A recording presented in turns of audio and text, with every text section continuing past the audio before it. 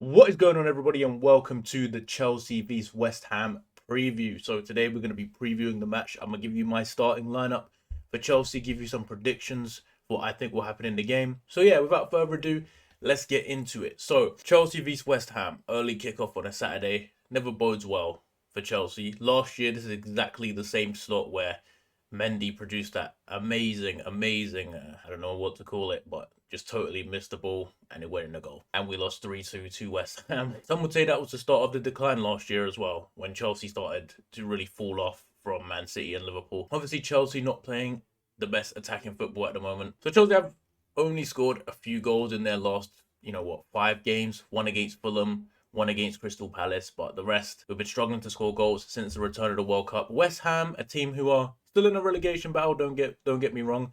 I don't think by the end of the year though they will be in that relegation battle. They've got way too much experience and way too many actually good players to be getting relegated. It would be a shock for me if they go down. And David Moyes is a decent manager. If nothing, he is pragmatic. So he will probably be able to set West Ham up in ways to beat teams and get points, which we saw at Newcastle, which is why I don't have the most positive feeling going into this one. It is obviously at West Ham. Chelsea don't necessarily have the best record against West Ham. In recent years, a lot of my memories is us losing to them. I remember obviously last year the 3-2 we lost to them. There was one like 5 years ago as well. I just have a vivid memory in my mind of us losing to them in an early kickoff. So it is what it is. Chelsea vs West Ham doesn't bode well in early kickoffs for Chelsea. But what I did see was there is a statistic that West Ham haven't won like their last 5, 12, 30 kickoffs. But, Chelsea are the team to snap streaks against, so we'll see. In terms of how Chelsea have been playing, it's been a lot of the same old, really. A lot of passing it round the centre backs, not a lot of progression, a few chances here and there which they don't take, and I think that plays into what West Ham are going to do very well. I think West Ham will be quietly confident walking into this that they can definitely get a point, maybe sneak the win, because Chelsea have had a few games with little mistakes at the back. We're due a calamity from somebody. It's coming, I can feel it. But in terms of how West Ham played against Newcastle, they sat back, they played a 5 at the back or a 3 at the back, and they just countered them and they took their moment from a corner. And I think that's what they'll look to do against Chelsea. They'll let us have the ball and they know that we're not that dangerous. It is what it is. Unless we get some piece of individual brilliance from somewhere. In the last almost 2 years now, we have not been good at breaking teams down when they sit back. West Ham will just look to counter us with pace. They got Benrahma, they got Bowen, they got Antonio. They now got Danny Ings, who I'd like to say he's a clinical finisher, but I don't believe that myself. I can't say it. But yeah, we're going to get into the predicted starting lineups here. So we'll talk about Chelsea first. Obviously, this is just what West Ham's team was last time for reference. So this is how they set up against Newcastle. This is the team I would like to see against West Ham. Obviously, Kepa's going to start. There is no questions. Mendy's injured. Plus, I wouldn't play Mendy even if he wasn't. I think Reece James obviously starts. He wasn't even 100% and he started. I think that shows you our right back situation.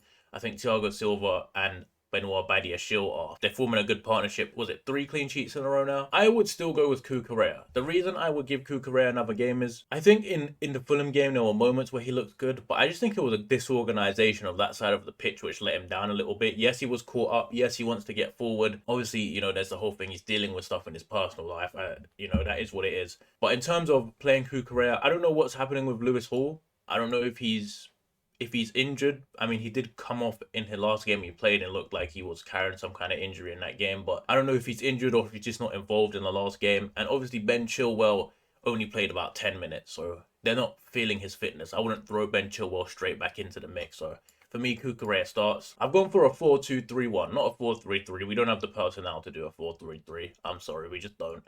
I've gone for Enzo. Obviously, he gets in the team no matter what. And then I've gone Conor Gallagher here at the moment, because what Graham Potter just said in his press conference is Raheem Sterling is injured and won't feature. Mateo Kovacic, Zakaria, and Fofana are all back in training, but it's probably too soon for them to play. Meaning there's a very low likelihood that any of them are involved. Maybe one of them makes the bench or something, but they will not be involved from the start. So that basically gives us the option of maybe playing Lewis Hall or Ruben Loftus-Cheek. The reason I put Gallagher in is he's played the most football. Now, I guess he runs around. Lewis Hall, I don't know if I trust him in a 4-2-3-1. I don't know if he's even going to be in the squad, right? So there is that. The other option I would go with, although I think they will go Gallagher, is a potential Ruben Loftus-Cheek in here. I know he hasn't played a lot. He does have that ability to carry the ball. He's a lot more calm and composed than Conor Gallagher is, right?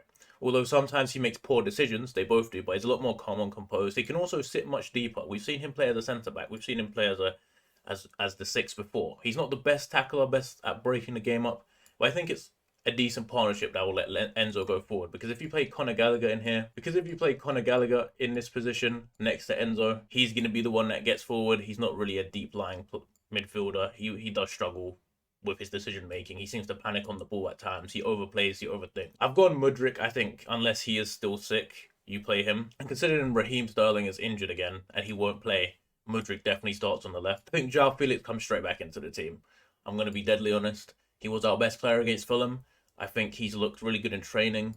I mean, at least from the videos they're showing, everyone's hyping him up. So I think he will play in this position. Maybe it will come more like this, where he does slide in defensively as this kind of player and then he moves forward. I think to get the best out of him, though, you have to let him roam this whole area of the pitch. Like, you have to let him move to the left, move to the right, come back here to pick up the ball. You can't just stick him up like from what we do with Havertz and let him stand there and do nothing. That's his best position. Madueke had a nice cameo against Fulham. I don't know if he'll start. I can still see Hakim Ziyech starting. I don't know. I feel like it would be very unlikely that Mount, Havertz and Ziyech do not start. But, you know, it's time for Graham Potter to make some big decisions. And I would play Datro Fofana up front. The reason is he's just more energetic. He runs at players, bullies players, he gets stuck in. I watched Kai Havertz against Fulham, and look, I love Kai Havertz, right? I think most Chelsea fans do. I think it's just the frustration with him now, because he plays every game like he's playing a friendly, bro. He walks around the pitch, he saunters around the pitch just passing it. He doesn't pass it forward, he passes it left, right, back. And it's like, brother, what are you doing? And I saw that Datro Fofana completed more take-ons in one cameo performance of 20-30 minutes than Kai Havertz has in his last 5 games, bro. That's a joke.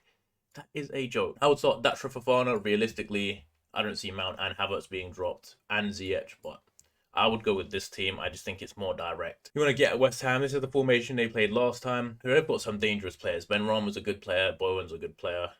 Obviously, Antonio is always a problem.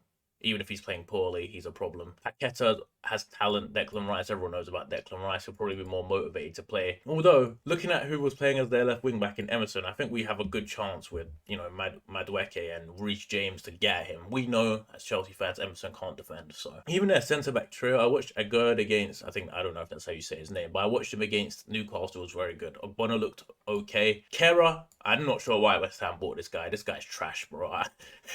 Even from seeing him at PSG, I knew he wasn't good, but he's made a lot of mistakes to them. If he is playing, I think we could easily get him. That would be my tactic for that. We know they're going to sit off, they're going to defend like Fulham did. They're going to be compact, and they're going to be like, Chelsea, break us down, and then we'll try and counter you and get a free goal if we can. So yeah, this is my team. Realistically, do I see these 3 guys up here not playing? It's hope, isn't it, at this point? This is the starting lineup I'd like to see. I do think one of these players will start. Whether it is, probably the most likely thing will be that Kai Havertz plays here and Fofana's bench, and maybe even Ziyech plays here. I don't see a way that Mason Mount can keep frauding his way in the team, if I'm being deadly honest. You guys let me know what you would like to see in the comments below.